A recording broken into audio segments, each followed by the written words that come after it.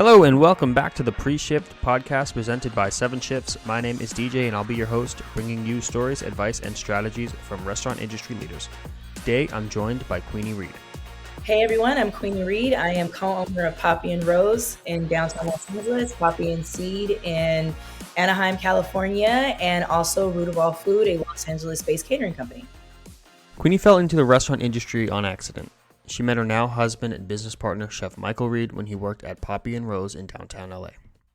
I kind of did it out of a self-serving type of thing where I was like, I never see him. You know, he at that time he was owning Poppy and Rose alone with his other business partners until I came along and bought him out. And then he had the catering company, and then he was also a consultant at several other different restaurants and hotels. So I was like, I never get to see him. So either I might as well join him or I might as well just chalk this relationship up to the game, right? So that was my introduction. I started doing private catering events with Michael. And then that grew into us wanting to buy out the other partners of Poppy and Rose. We bought those people out. And then we ran straight into the pandemic. So basically, I joined the ownership structure in September of 2019. March 16th, 2020, we were in the pandemic, kind of rested a little bit, and then we decided to open up Poppy and Seed in 2021. The challenge of opening a new restaurant and taking over an existing one was met head-on with the pandemic, which gave Kwini and Michael the opportunity to decide what kind of business they wanted to run, and decided to make it an intentional one. Well, that kind of really grew out of the pandemic time, honestly. When I joined the team, Poppy and Rose was just Poppy and Rose. It served a purpose. It was cute for brunch. But because it didn't grow out of, like you were saying, a business model, we never had to really think about what we stood for or who we were or, what we wanted to leave on our mark as far as the restaurant industry. And so during the pandemic, it gave us time, one, to slow down and kind of figure out what we wanted to do just as the business. Because at this point, my idea was oh, okay, Poppy's a brunch restaurant. I seen the books. I really don't need to be there. I can continue working my own job, right? Which I was a controller at that time before I entered in with Michael. I was a controller for a fashion brand. So I had my own kind of career path. And I didn't realize it was going to be a lot more work than trying to do two and then having a baby. And then so at the time I told him, I said, this is too much. I have to do one or the other. And it doesn't make sense to hire someone at Poppy and Rose when I can do this. And so once I quit, it gave me time to really start to think about, okay, now I'm not on the career path that I was on before. What are we going to do? Because Poppy and Rose is cute, but it's, you're not a brunch chef. You're classically trained. You did that out of necessity. This is not what you want to be known for. So what do you want to do? And so when we started to think about our growth, we started to have to think and prioritize, how do we get there, right? And so I told him, I was like, well, during the pandemic, we had to kind of really jump into community because that was the only thing that was keeping us alive. It really touched me when the doors closed and our people were like, we'll come and work for free. We need for this to stay. And, we're here and we're in it together. And then that allowed us to start giving back and really think about, our employees in the community. But then when we started to come out of the pandemic, right? Because when we were in the pandemic, it was like, it's crazy. And everybody was just kind of going, just trying to float. But then when we had to reset and when we started hiring for Poppy and Seed, that's when it really became apparent that we really needed to start focusing on our employees type of their health and and then I started to reflect on how it felt for me. Remember I said I never saw him, I never saw Michael. I had to either join him or just let this go, right? And so I started taking a kind of a view from where I was when I was just the chef's wife, and how that made me feel as to he's overworked. By the time he gets home, he doesn't have anything to give to us, so in that I took I was granted and was honored to be a part of the Women's Entrepreneur Leadership Program for James Beard. And in that, one of our electives in Cornell's was strategic marketing. And in that strategic marketing, they had a portion that was on internal marketing. And so we started to really prioritize that, not only because we were doing all the good things on the outside, like, when you were walking Poppy and Rose, we had affirmations, and we were doing the community outreach and, feeding the homeless and everything like that. But we weren't really thinking about how mentally straining it was during the pandemic, and then how before the pandemic, the restaurant industry was toxic in the way that they handled their employees. And so once I got out of that program, I told Michael, I said, we really have to start focusing on and being intentional with our employees, because we want them to be whole human beings. We want them to be able to go out and invest in what they like to do, because they're not just the server, they're not just the line cook, they're not just the host, they're not just the kitchen manager, they're people outside of here. And if we want to start to see our restaurant and our industry come back, we're going to have to start doing the work and making sure that we are treating people like people and giving them time to be good human beings. It made no sense to me that people, you were working you to death and then say, but I need for you to be at top of your game. That's stupid. The whole time, right? Meanwhile, I'm over here cracking, and but I'm looking at them and like, well, and I'm just like, okay, we can't do this. Like, we have to treat them. We have to walk it like we talk it. Like, I started when me and Michael got together. I told him, I said, it's important that we take vacations for our mental health. Being a creative, you need to reset, and the way that you do that is getting out of the place that you're in right now. And so, right, so that you're able to level yourself. And so I was like, we have to foster that with our employees. And that's what I mean about being intentional. Like, we think about their well-being. Some things are out of our control. Okay. Like when you get short staffed, like, well, you're gonna have to work 6 days this week. That's out of my control, right? But I can do things like make sure that we're doing weekly or monthly check-ins with them, just to see how they're doing as people. You okay?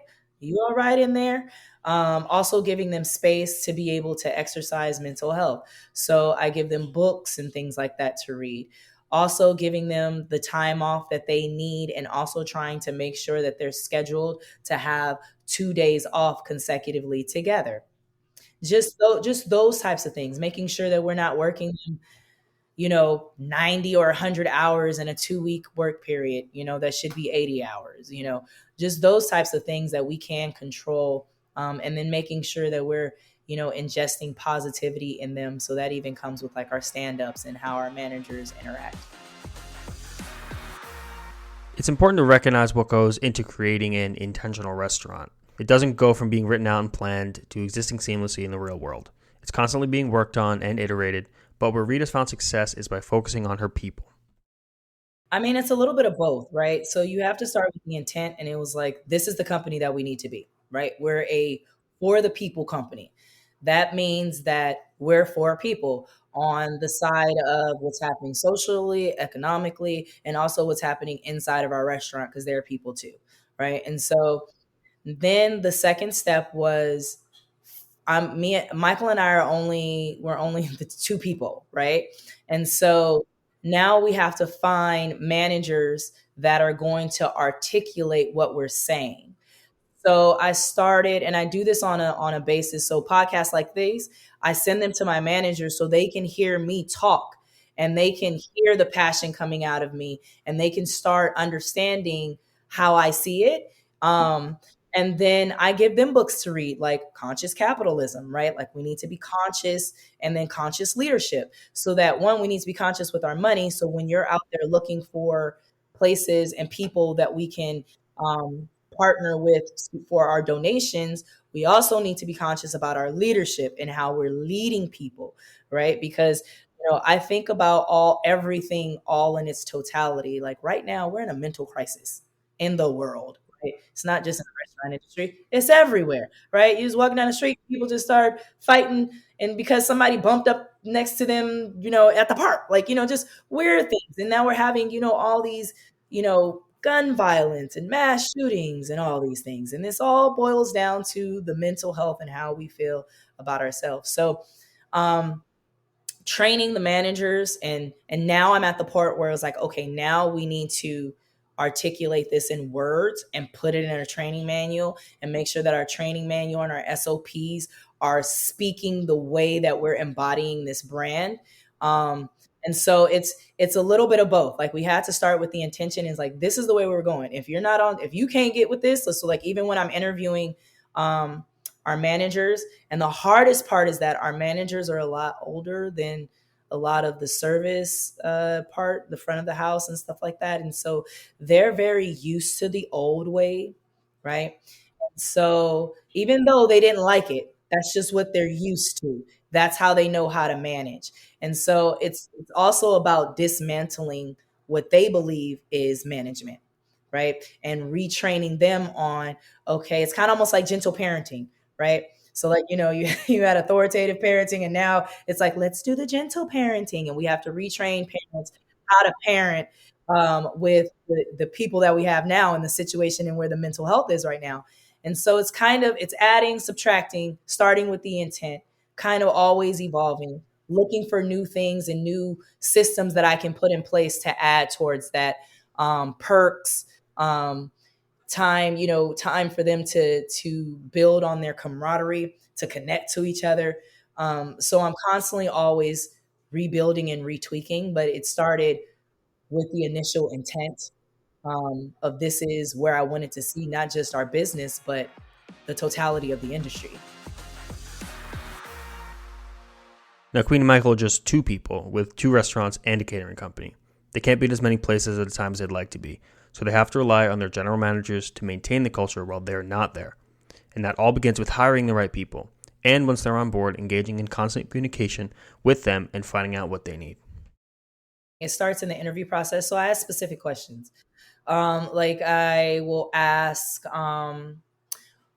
ask triggering questions, honestly, to kind of see, and social questions. So I'm like, well, how do you feel about LGBTQ plus IA? Do you respect people's pronouns? I start from there.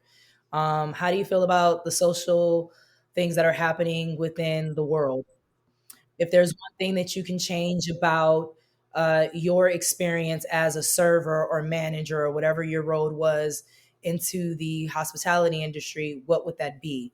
What is your most important thing that you're looking at with your employees? So I look at that thing. If you come and tell me, well, I want to know how much they're earning, I'm kind of like, that's a part of it. But in order for you to earn, because the floor is a stage, like you have to be in the right frame of mind. um, right? Like it's kind of hard to be like, okay, I'm supposed to be going out here making these people happy, and my world is crumbling, you know. So I ask those questions just to see how they think. I ask them questions like, okay, if an employee comes to you and tells you that they want to kill themselves, what would you be your response? That's happened to me.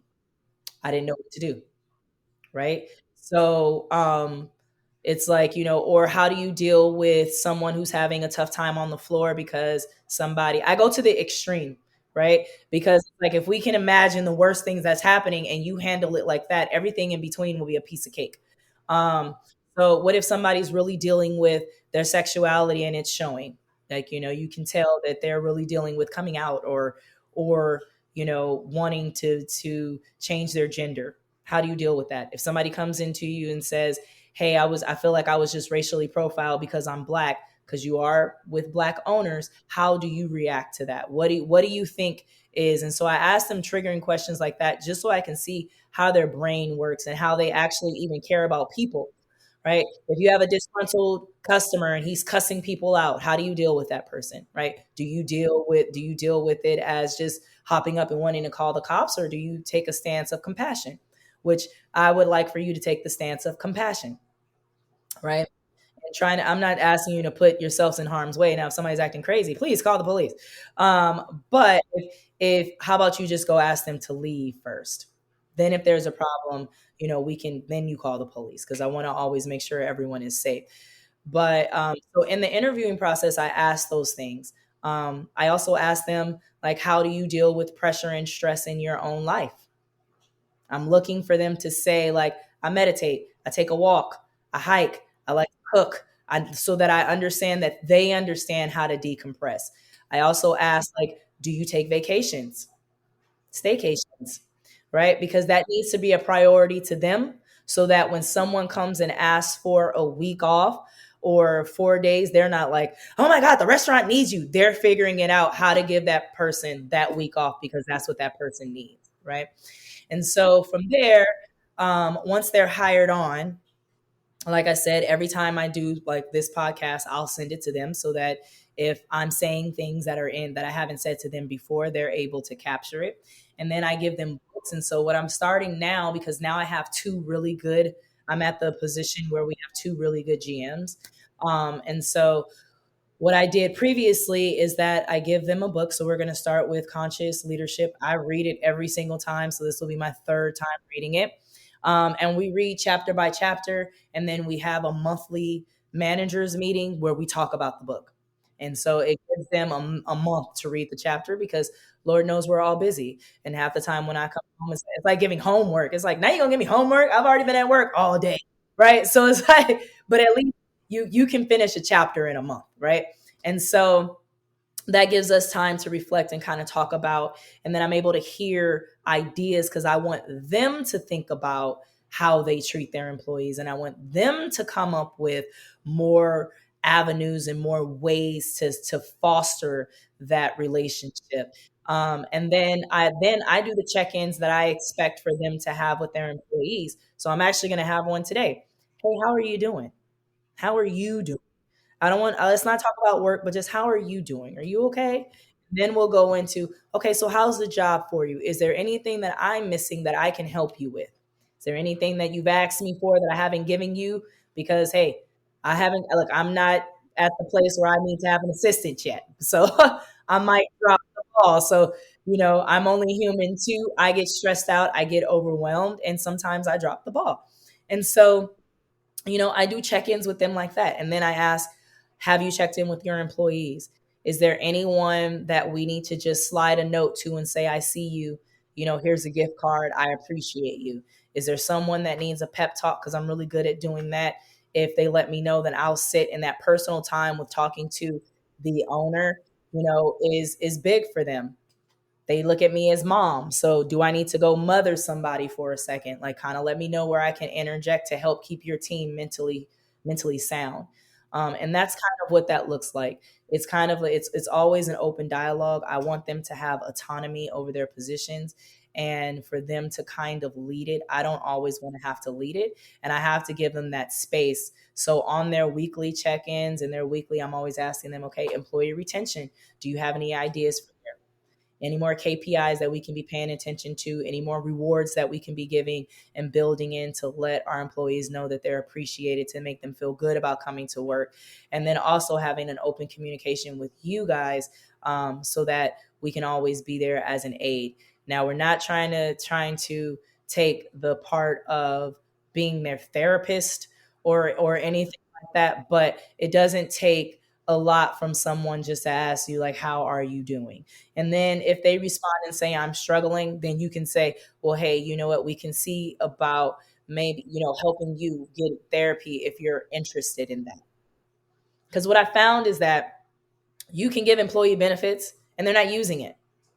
And so now we're paying monthly for these benefits, right? Which is a waste of money, and they're not using it. So but we do one-offs.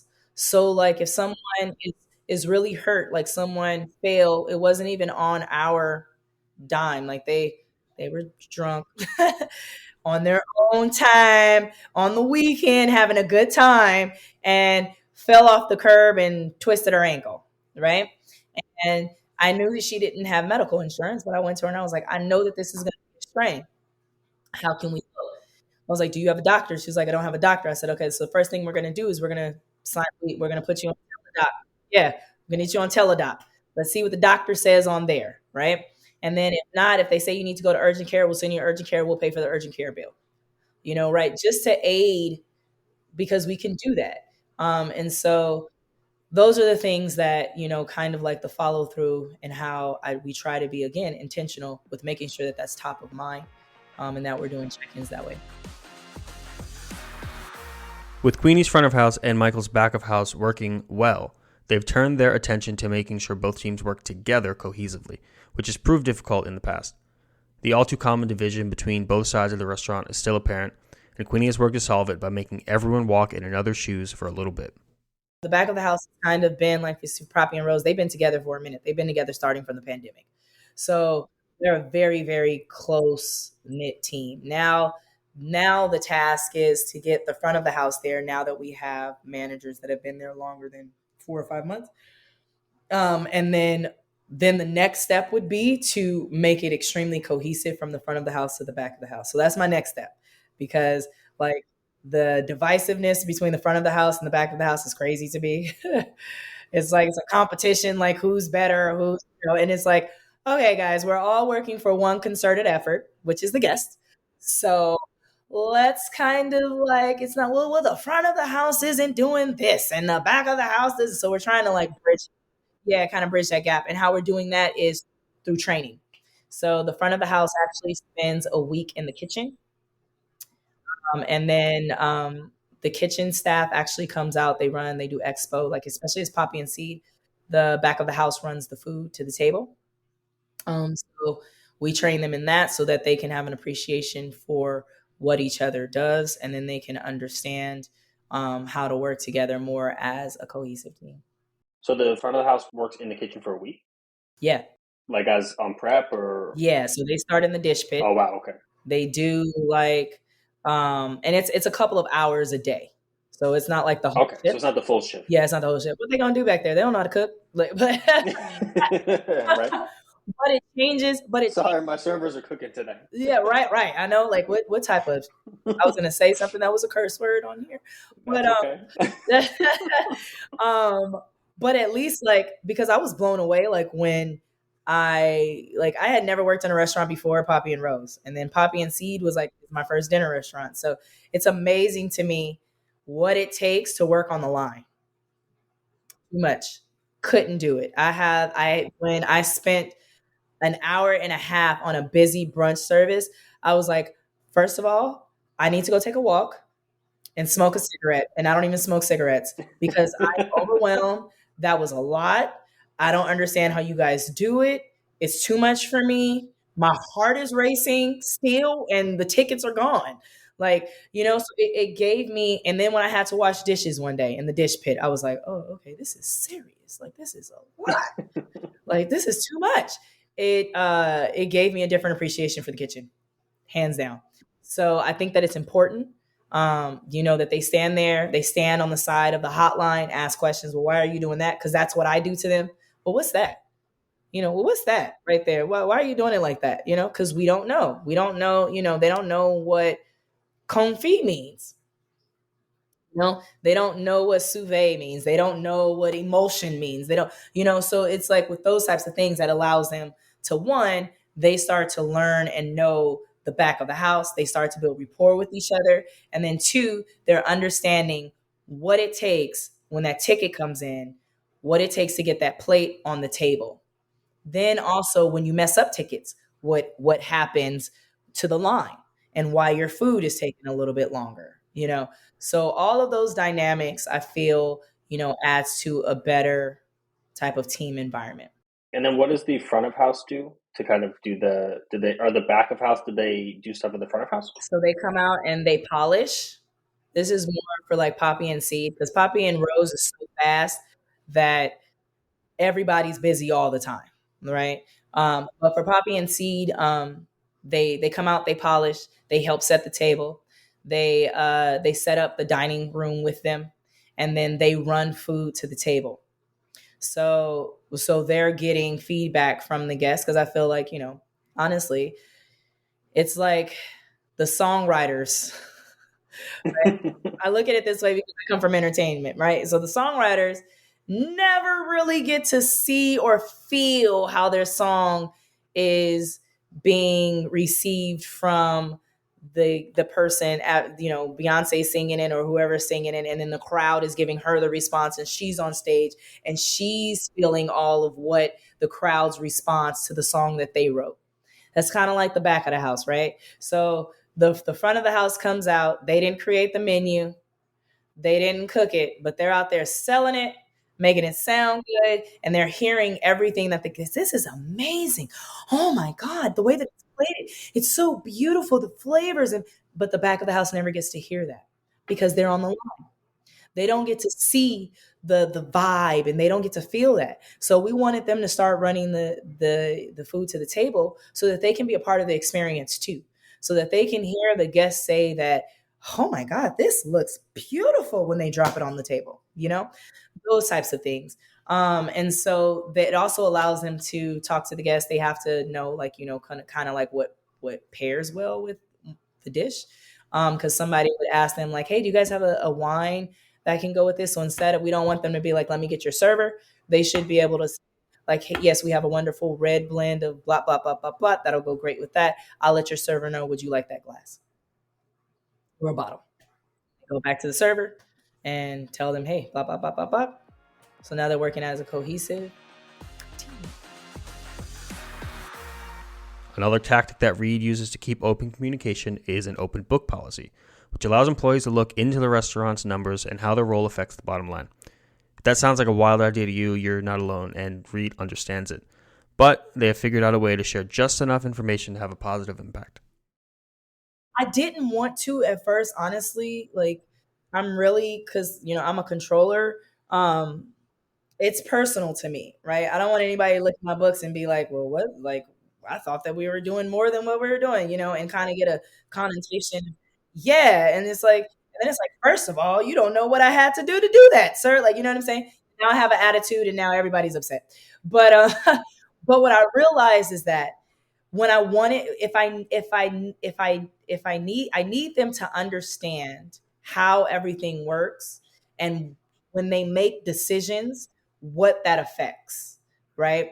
And so it's like, when you start to understand money that way and reading the P&L, not only am I the one looking at how to cut expenses, and very, it's on my radar, and very, it's right in my face, but then they'll be looking at ways to make sure that they're controlling costs. But then also, I can't hold them to KPIs or a standard and saying that you need to control costs if they don't know what the hell the costs are, right? So it's like I'm saying that you need to control costs here, but they're not seeing everything else that plays into that.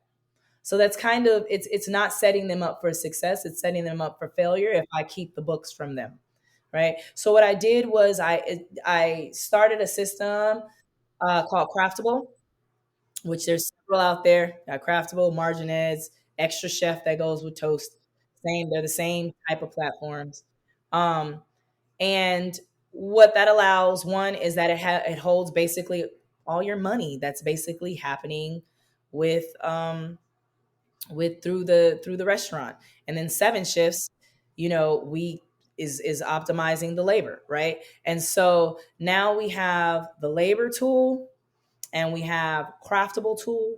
It brings it all together. And then in Craftable, there is a side of it called analytics, which allows them to see their labor and their costs, also their operational costs, because I have them put all of the invoicing in. So I don't have to necessarily open QuickBooks, because that's what a lot of people are afraid of. Like, a lot of restaurateurs, like, "I don't want you to know how much debt I'm carrying, because that's my debt." Right? "I don't need for you to know that we took out a loan." Like, that, and that's what people feel like they don't want people to know, which is fine. Your general managers and all that, they don't need to know that. They don't need to know how much it took to get the restaurant there, right? They don't need to know how much debt. All they need to know are the things that they are controlling. And so with analytics, since they're putting all the invoicing that's even non-inventory items, like the security invoices, like anything like that, Centos, okay? They're putting that all there, so it's bringing in all the costs from everywhere. The only thing that it's not going through is like LADWP, that type of stuff. So they're able to see the health, and what they have on Craftable is a heartbeat. And so every week when we're in our meetings, we go and we look at that. You can see what the comps and voids ratios are, what your sales versus labor is, what you're trending, the forecast, so you can kind of plan, and all of that is working in together. And what I found is that it allows them to be better managers and control costs. And now it's not so much a burden on me. Now I don't have to constantly always scrubbing, always scrubbing, always scrubbing. They're actually doing a part of the work too. And now you have a system of controls, right? So how being a controller works is that you have all these different systems of control, and that means that there's different eyes on this one function. Right. So now it's just not my eyes. And now I don't feel as overwhelmed. So now all I can pay attention to is ding, ding, ding, what I didn't want them to see. And that's the debt. With 2 successful restaurants and a catering company, Kwini and Michael have turned their sights on restaurant number 3. It's yet to be named, but we have a good guess it'll start with Poppy. In the meantime, they have a ton of exciting events, but I'll let Kwini tell you about it. On the horizon now, what we're gearing up towards is our new build, which will be in West Harbor, which is opening in hopefully like September of 2024. So that's on the horizon. We have a lot of programming that's going to be happening with Poppy and Rose and Poppy and Seed. So look out for that, like special wine dinners, beer dinners, collabs, those types of things. And then we're always doing a lot of community outreach. So constantly just always check our Instagrams at Poppy and Rose LA for Poppy and Rose, and at Poppy and Seed OC for Poppy and Seed. My Instagram is at Queeniland, KWINILAND, and Michael's is at Chef Michael Reed. And you can always keep up with the new things that's always popping up for us. Thank you for joining us for the Pre-Shift podcast presented by 7 Shifts. Be sure to follow us on social media for new episodes and bonus content. And as always, my inbox is open, dj@7shifts.com. Let me know what you think of the show, who you want to hear, or just say hello. We'll see you next time.